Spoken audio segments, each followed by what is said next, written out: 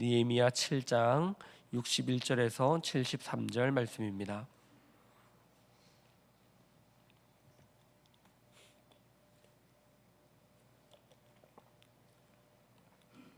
함께 봉독하도록 하겠습니다. 델멜라와 델하르사와 그룹과 앗돈과 임멜로부터 올라온 자가 있으나 그들의 종족이나 계보가 이스라엘에 속하였는지는 증거할 수 없으니 그들은 들라야 자손과 도비야 자손과 느고다 자손이라. 모두가 642명이요 제사장 중에는 호바야 자손과 학고스 자손과 바르실레 자손이니 바르실레는 길르앗 사람 바르실레의 딸 중의 하나로 아내를 삼고 바르실레의 이름으로 불린 자라. 이 사람들은 계보 중에서 자기 이름을 찾아도 찾지 못하였으므로 그들을 부정하게 여겨 제사장의 직분을 행하지 못하게 하고 총독이 그들에게 명령하여 우림과 둠밈을 가진 제사장이 일어나기 전에는 지성물을 먹지 말라 하였느니라.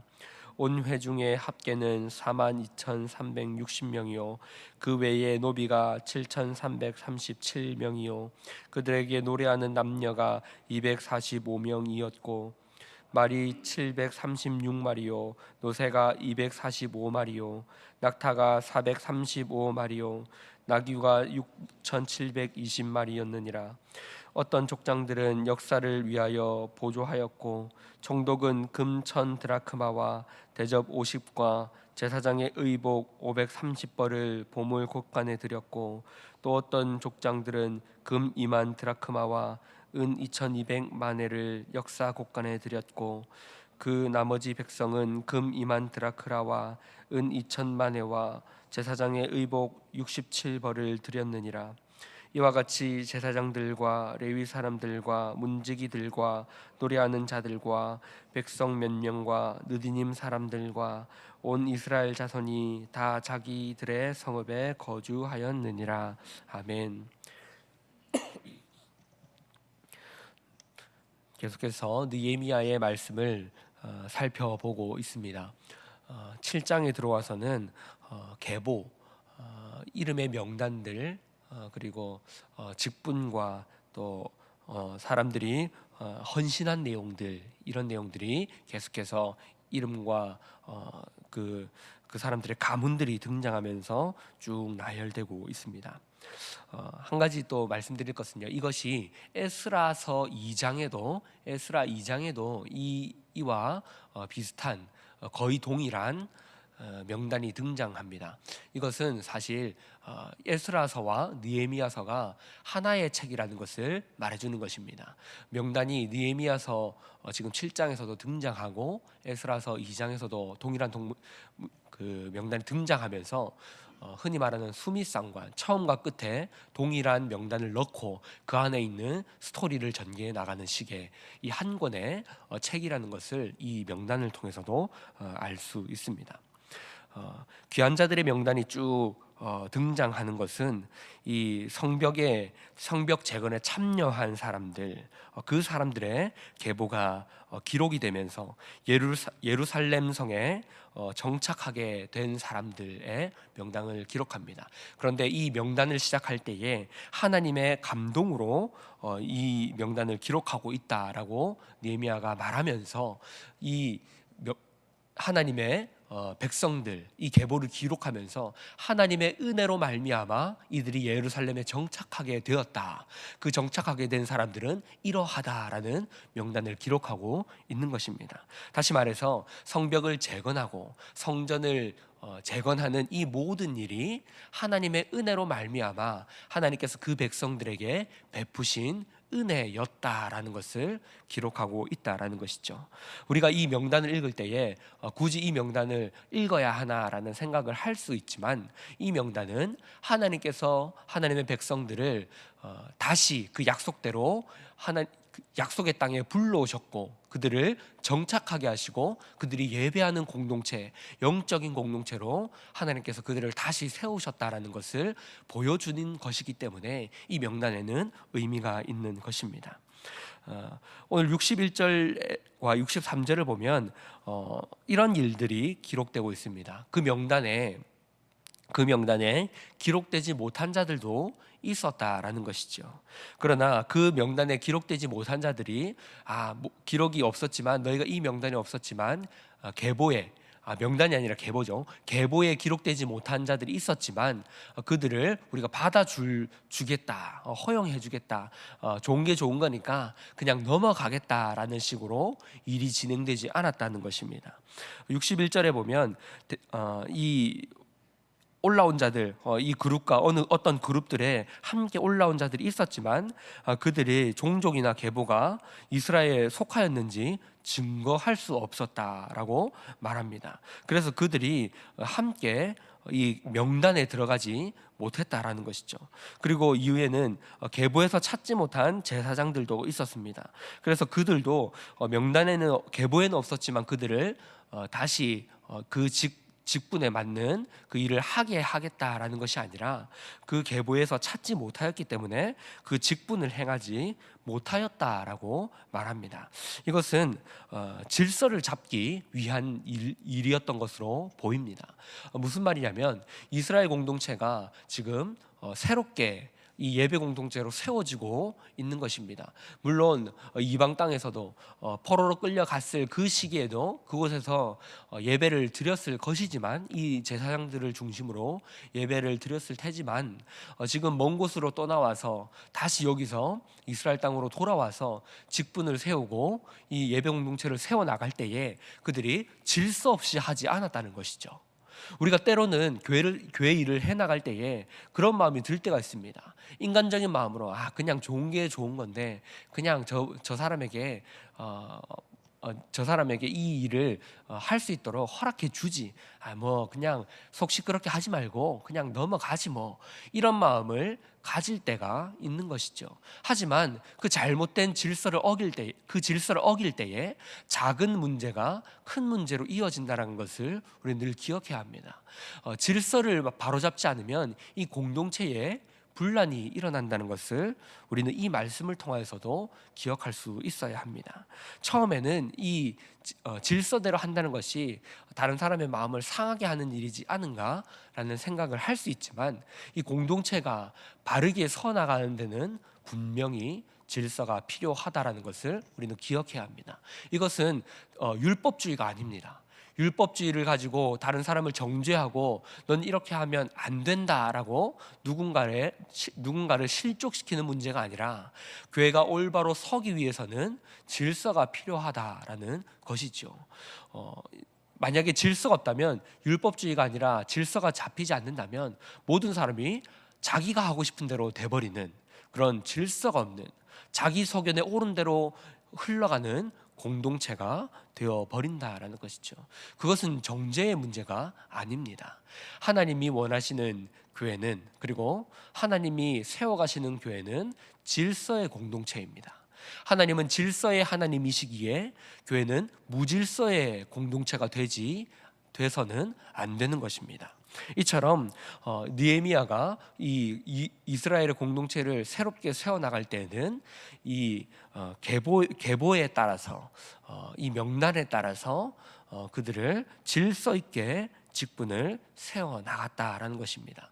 그런 의미에서 이 명단을 기록하고 그들의 계보를 기록하는 일은 아주 의미 있는 일이었던 것이죠. 지금과는 달리 우리가 어떠한 교회의 명단을 적고 기록하고 그 명단을 가지고 이 명단을 하나님의 공동체로 한정하는 그런 의미가 아니라, 지금 이 시대에 아주 이스라엘의 명단을 남겨놓고 그 명단과 계보에 따라서 그 믿음을, 신앙을 이어가는 것은 지금 시대와 동일하게 여겨서는 안 됩니다. 이 시대 때 구별된 하나님의 백성의 명단을 기록한다는 것은 이방의 종교가 들어오지 않도록 믿음의 공동체를 세우기 위한 것이었고요, 지금과 같은 우리 시대에 동일한 방식으로 이름을 새기는 그런 식으로 이해해서는 안 됩니다. 간혹 가다 보면 그런 경우가 있습니다. 교회 비석에 사람의 이름의 명단을 쭉 나열하는 것, 물론 그것도 의미가 있는 일일 수도 있습니다. 하지만 그 이름의 명단이 자신의 공로를 남기는 명단으로 세워지는 그런 일들로 많이 보게 되죠. 이 교회를 위하여 헌신한 사람들의 이름의 명단들이 이러하였다라는 것을 내 이름을 남기자라는 식의 그런 들보에 이름을 새기는 그런 것들을 보게 되는데, 그런 것들이 물론 좋게 볼 수도 있습니다. 하지만 이런 이스라엘 백성들이 남겼던 명단을 지금 이 시대에 가져와서 똑같이 우리가 그것을 적용할 수는 없다는 것입니다. 또 나아가서 66절부터 2절 이후의 말씀을 보면요, 어떤 것들이 있냐면 자신의 이름을 남기지 않고 헌신한 사람들의 명단이 기록되어 있습니다. 자신의 물질을 드리고 많은 족장들이 많은 돈과 의복과 또 예물들을 드렸는데 그들의 이름이 기록되어 있지 않습니다. 많은 사람들이 예배 공동체가 회복되고 또 이 교회가 다시 세워지게 하기 위하여서 자신이 가지고 있는 많은 가축들과 예물들과 돈을 들이되 자신의 이름을 기록하지 않는 모습을 보입니다. 이것을 보면 교회를 섬길 때에 내 이름을 하나를 남기는 것, 내가 교회를 위하여 이렇게 섬겼으니까 내 이름을 남기는 것이 옳지 않다라는 것을 볼 수 있죠. 우리가 하나님께 섬기는 것은요, 철저히 사람 앞에 보이는 것이 아니라 하나님과 나 사이에 이루어져야 하는 헌신의 일이 되어야 합니다. 사랑하는 성도 여러분, 만약 여러분이 하나님 앞에 드리는 그 예물과 헌신과 노력과 그 어떠한 일들이 사람 앞에 보이기 위해서 드려졌습니까? 그렇다면 그것은 하나님이 그렇게 말하십니다. 너는 거기에 대한 대가를 충분히 받았다. 내가 너에게 해줄 것은 없다. 이미 너가 사람들 앞에서 칭송받았고 사람들 앞에 높임 받았기 때문에 내가 너에게 드릴 것이 없다라는 말씀을 하나님께서 우리에게 주시고 있습니다. 무슨 말입니까? 우리가 하나님 앞에 드리고 하나님의 헌신할 때에는 철저히 하나님과 나 사이의 관계가 되어야 합니다. 더 나아가서 우리가 다른 사람들이 그런 헌신을 드릴 때에 칭찬하지 말아야 한다는 말은 아닙니다. 멋진 사람은, 멋진 그리스도인은 다른 사람들이 어떤 일을 할 때에, 노력을 하며 또 귀한 일을 할 때에 참 귀합니다 라고 말할 수 있는 사람이 물론 귀한 사람이죠. 하지만 내가 하나님 앞에 어떤 일을 드릴 때에 내가 이렇게 했는데 나를 인정하지 않네, 내가 이런 일을 드렸는데 아무도 몰라주네 라는 식의 마음을 가져서는 안 된다는 것이죠. 하나님 앞에 우리는 철저히 하나님 앞에 드린 헌신은 철저히 나와 하나님 사이의 관계 속에서 드려지는 헌신이어야 하는 것입니다. 오늘 말씀은 그것을 우리에게 말해주고 있는 것입니다. 하나님의 공동체가 세워져 나갈 때에 그 공동체는 철저히 질서 가운데 세워져 나갔습니다. 그리고 그 공동체가 세워질 때에 이름 없이, 빛도 없이, 자신의 드러남이 없이 헌신하였던 그러한 자들을 통하여서 그 공동체가 세워져 나가고 있었다라는 것을 우리는 기억해야 합니다. 하나님의 공동체는 이렇게 질서 가운데 하나님이 주시는 축복과 은사를 다시 하나님께 내어드림으로 그 공동체가 세워져 나간다는 것을 우리는 기억해야 합니다. 그러므로 우리는 하나님이 주신 그 은사를 기억하며 축복을 기억하며 물질을 기억하며 하나님의 나라를 위하여 나의 것을 아낌없이 내어드리는 자들을 통하여 하나님의 나라가, 하나님의 공동체가 든든히 세워져 간다는 것을 오늘 말씀을 통하여 기억할 수 있어야 할 것입니다. 말씀을 정리하겠습니다. 사랑하는 성도 여러분, 우리는 하나님의 공동체를 세워가는 자들입니다. 오늘 말씀을 통하여서 우리가 기억해야 될 이 이야기들은 하나님께서 질서 있게 하나님의 공동체를 세워가시며 하나님 앞에 아낌없이 내어드리는 그 자들의 헌신을 통하여서 믿음의 공동체가 세워져 간다는 것입니다. 저 여러분이 이 믿음의 공동체가 세워져 가는 모습을 보시면서 이 공동체의 역사에 우리도 지금도 하나님께서 하나님의 공동체를 세워가시는데 그 역사의 주인공이 우리가 되기를 간절히 바라면서 그 공동체 속에 속하여서 하나님의 믿음의 공동체가 될 수 있기를 주님의 이름으로 축복합니다. 우리가 말씀을 생각하면서 기도하시며 나아갈 텐데요, 우리 이 말씀을 기억할 때 이렇게 기억하며 기도하면 좋겠습니다. 하나님께서 우리에게 많은 것을 허락하여 주셨고 또 베풀어 주셨습니다. 하나님께서 은혜를 주시고 축복하여 주시는 이유는 우리가 잘 먹고 잘 사는 그 일을 단순히 그 일을 위하여서 주시는 것이 아니라 하나님께서 그 주신 축복과 은혜를 통하여서 교회를 세우고 그리고 내 옆에 있는 지체들을 세우기 위하여 은혜를 베풀어 주시는 것입니다. 하나님 주신 그 은사들을 하나님께서 주신 것이라고 믿는다면, 우리가 하나님의 은혜라고 고백한다면, 우리는 하나님의 나라를 위하여 그 하나님이 주신 은혜와 축복과 물질과 여러 모든 것들을 하나님께 내어드릴 수 있어야 하는 것입니다.